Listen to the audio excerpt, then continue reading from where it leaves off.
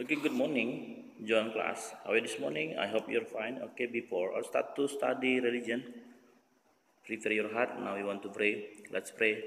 Lord Jesus, we say thank you for your blessing, for your kindness. Now we want to start our lesson. Please bless us so that we can understand about lesson. Thank you, Jesus. Thank you, Lord. In the name of Jesus Christ, we pray to you. Amen.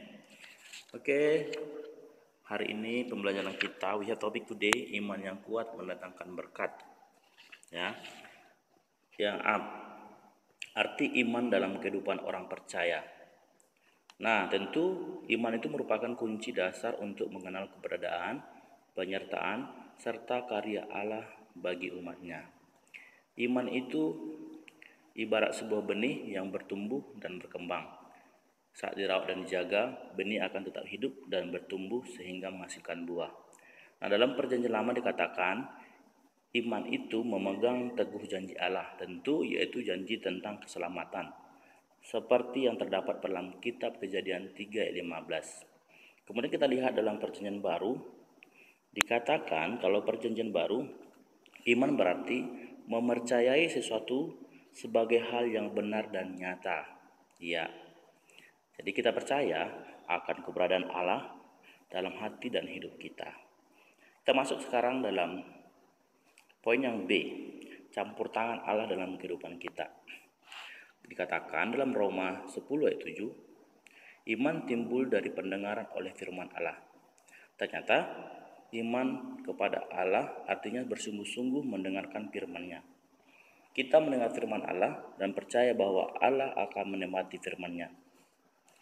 Nah, apa sih janji Allah bagi orang yang beriman? Di sini ada beberapa ya. Tentu yang pertama, membantu kita dalam menghadapi pergumulan, karena Allah akan selalu menolong. Kemudian, memampukan kita bertindak adil dan benar kepada Tuhan, sesama dan lingkungan dalam pimpinan Allah yang selalu menyertai kita. Ya, kita lihat lagi yang C, poin C. Iman yang bertumbuh tercermin dalam perbuatan. Ya, ternyata orang yang beriman itu dikatakan sesuai dengan perbuatannya. Nah, Tuhan Yesus mengumpamakan iman sebagai biji sawi yang kecil dan hitam, tetapi dapat memindahkan gunung. Maksudnya bagaimana? Maksudnya iman yang teguh akan memberikan manfaat yang besar dalam kehidupan serta memampukan kita melihat kebenaran dan keadilan Allah. Tapi kita ingat, dalam Yakobus dikatakan bahwa iman yang bertumbuh harus disertai perbuatan. Jadi, iman yang tidak disertai perbuatan pada hakikatnya akan mati. Oleh karena itu, kita harus menunjukkan iman kita dalam kehidupan kita sehari-hari. Misalnya apa? Tentu beribadah di gereja, mengasihi kedua orang tua kita. Kenapa kita mengasihi? Karena orang tua kita adalah wakil Allah di dunia. Kemudian menyayangi saudara, mendoakan teman-teman yang sedang membutuhkan pertolongan, dan banyak lagi. Oke, kita akan melihat kesaksian hidup orang-orang beriman di dalam Alkitab yang perjanjian lama. Tentu Abraham dikatakan bapak orang beriman dalam Kejadian 12 ayat 1 sampai 9, bahkan 22 ayat 1 sampai 19. Nah, Abraham di sini memiliki iman yang teguh kepada Allah. Kenapa dia memiliki iman teguh? Dia percaya janji Allah. Ketika apa? Ketika Allah memanggil untuk meninggalkan tanah kelahiran serta sanak saudaranya di Urs Kasdim untuk menuju tanah Kanaan. Tapi apa? Ia menurut tanpa mengeluh. Kemudian apalagi kita mengingat cerita tentang ketika Allah menguji Abraham untuk mengorbankan anaknya Ishak, anak perjanjian di bukit apa? Ya, Moria. Tapi Abraham apa? Menjalani ujiannya dengan baik, setia.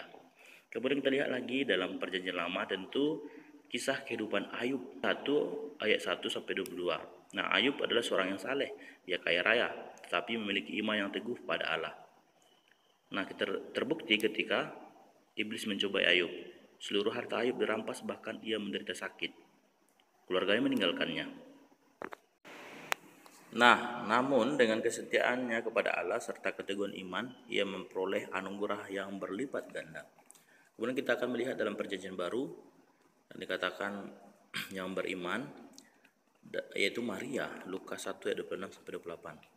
Nah, ketika Maria mendengar kabar sukacita dari malaikat Tuhan bahwa ia akan mengandung dan melahirkan seorang anak, nah, dia mengatakan apa? Dengan iman Maria menjawab, sesungguhnya aku ini adalah hamba Tuhan.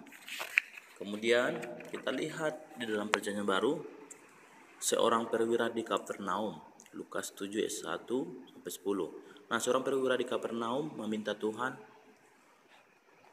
Yesus untuk menyembuhkan hambanya. Dengan iman ia percaya bahwa satu kata yang diucapkan Tuhan Yesus dapat menyembuhkan hambanya. Dia percaya Yesus bisa menyembuhkan. Nah, sebenarnya masih banyak lagi contoh-contoh dalam Perjanjian Baru ya. Kita akan melihat juga contoh iman yang tidak sejati. Kalau tadi kita sudah belajar iman yang sejati, sekarang yang tidak sejati. Siapa yang tidak sejati itu imannya? Yang mudah goyah, yaitu Ananias dan Sapira. Kita sudah tahu cerita ini ya. Nah, pada awalnya pasangan suami istri ini menunjukkan kesetiaan iman kepada Allah, tapi karena kesetiaan itu tidak didorong oleh sikap yang tulus dan sungguh-sungguh, akhirnya apa? Mereka jatuh dan gagal karena telah mendustai Roh Kudus. Kemudian selanjutnya yaitu Yudas Iskariot. Siapa Yudas Iskariot? Ia salah satu murid, tentu yang mengkhianati dan menjual Tuhan Yesus. Nah, itu mungkin contoh-contoh yang tidak mempunyai iman sejati. Kemudian kita harus mengetahui tentang iman sejati dan tidak sejati atau yang palsu. Kita akan melihat ciri-ciri seseorang memiliki iman sejati dan bertumbuh. Tentu di sini yang pertama, hidupnya seturut dengan firman Allah. Kemudian melakukan pelayanan yang tulus. 3, memiliki kepedulian dan kasih terhadap Allah, sesama dan lingkungan. Nah, poin selanjutnya pentingnya memelihara iman. Nah, ini sangat penting. Setelah memahami, kita harus dikatakan jika tidak kita pelihara, iman tidak akan bertumbuh dan kita akan menjauh dari Allah. Nah, bagaimana caranya supaya iman itu bertumbuh? Tentu membangun relasi dengan Allah melalui doa, pujian, dan membaca Alkitab. Menyerahkan seluruh hidup kita kepada Allah. Kemudian menjaga kekudusan roh, jiwa, dan tubuh. Nah, nanti teacher boleh dibaca kembali, tapi yang jelas iman itu sangat penting, karena melalui imanlah kita percaya akan keberadaan Allah. Kita percaya semuanya Tuhan yang jadikan lewat iman ya. Itu saja pembelajaran kita hari ini. Tuhan Yesus memberkati.